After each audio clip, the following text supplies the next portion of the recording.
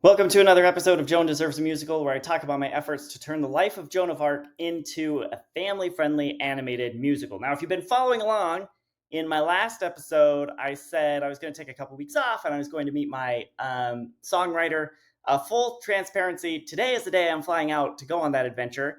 I'm recording this right now because flights have been delayed. So I don't have any fun new updates there, but I have a lot of thoughts. I want to talk about tragedies and why I think the story of Joan of Arc is not a tragedy. And interesting thing about tragedy, I took a class in college where a professor explained that a tragedy is the exact right person in the exact wrong circumstance. And he used Hamlet and Othello as examples. These two Shakespearean plays. Hamlet is the story of a young man whose father is killed. His father's ghost appears to him, says, "Here's the guy who killed me, go kill him." Hamlet wrings his hands, hems and haws, does all kinds of things, and ends up, through his hesitation, causing a chain of events that causes a lot of people to die and justice to not really be served. Contrast that with Othello, who hears a rumor that his girlfriend has been cheating on him, and he immediately just goes and kills her. Turns out she was innocent, it was a lie, and that is the tragedy. And what my professor said is, if you took these two men and put them in each other's stories, you would not have a tragedy. Othello would hear that his father was killed by a certain guy, and he would go kill that guy, and justice would be served. Hamlet would hear that his girlfriend is cheating on him. He would hem and haw, he would investigate, he would test things, he would find out the truth, and she would be spared. So the really interesting insight here is that the thing we often call a tragic flaw, right? What is Hamlet's tragic flaw? What is Romeo's tragic flaw? Would in a different context be a heroic strength. And when we look at the story of Joan of Arc, we have Joan and we have Charles, who needs to be crowned king.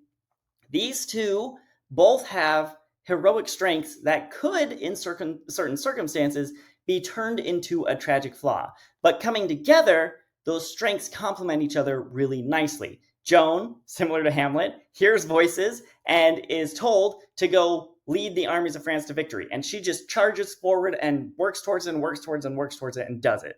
Charles finds out he's next in line to be the king of France, and he wrings his hands and he talks to friends and he tries to figure out what to do, and he cannot make a decision. But it turns out the salvation of France needed both of these people. Charles turned out to be a very good statesman. His diplomacy got France restored to him fully. Joan, we'll never know for sure, but I suspect wouldn't have been a very good statesperson. And even if she had been put in that position, it's unlikely the English would have been willing to negotiate with a peasant, right? So Joan pushes and pushes and pushes, charge, forward, until Charles gets put on the throne. And then Charles on the throne is able to negotiate for peace, get the English out of France, and get all of France restored to him. And that is the story I want to tell. This is a heroic story. It's not a tragedy. Now, a lot of people say to me, but you can't tell the story of Joan of Arc without telling the story of her death. And there are actually many reasons I can. First of all, it works great without her death. But more importantly, everybody dies. Everybody. That's like the one part of the human condition we all have in common. We're all either already dead or going to be someday, right? And so that doesn't make Joan's story unique. We tell a lot of stories about people who have died or will die without ever mentioning their death, right? And second of all, we have for hundreds of years now been overly fixated on her death. And yeah, there was a lot of injustice there. Yeah, she was burned at the stake, which is gruesome, but she is certainly not the only person to have an unjust trial, to be killed. She's not the only person to be burned at the stake. These things are not super unique. And because we have become so fixated on it, we've lost the rest of the story. Can you imagine if you were talking to someone and you said, "Hey, have you heard of Abraham Lincoln?" And they said, "Oh, Abraham Lincoln, yeah. Oh, was he the guy who got shot while he was watching a play? Man, plays must have been really dangerous whenever that was."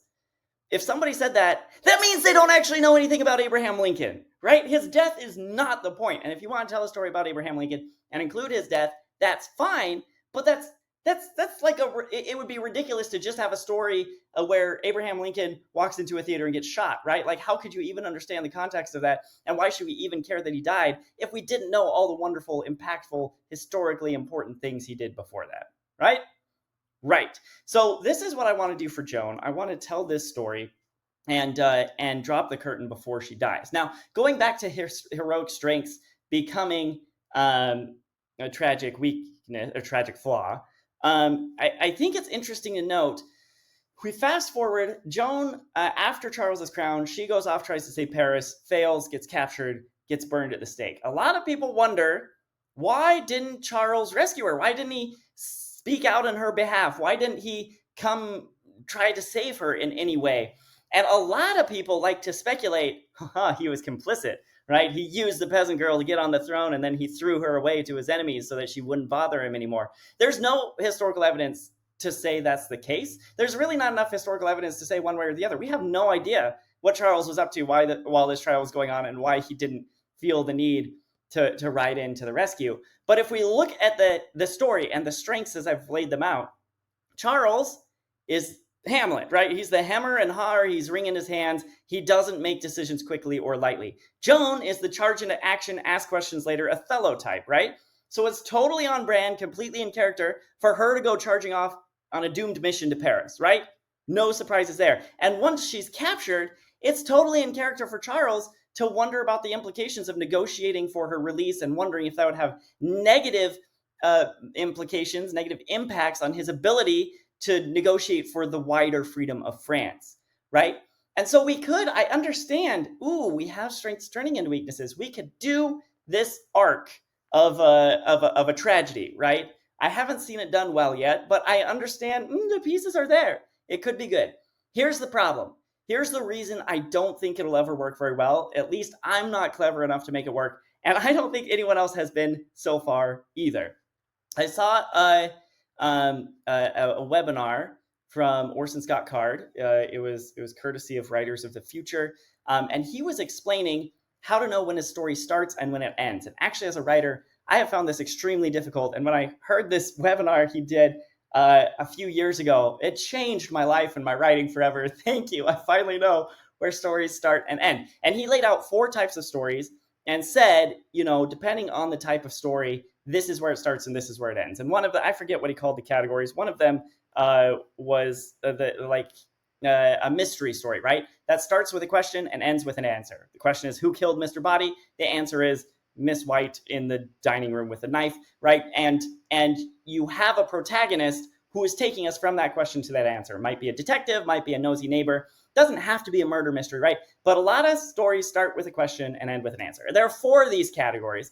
The one that Joan of Arc falls into, and that a lot of adventure movies, fantasy stories, this kind of thing falls into, is it starts with an inciting incident that takes us out of equilibrium, and then ends with an event that brings us back into some sort of equilibrium. And in the story of Joan of Arc, the inciting incident is Joan being called to arms, I think is what you call it. There's a call to arms where this normal person is pulled into the big story, right? And this is like when Gandalf tells Frodo, you have to take this ring and go destroy it.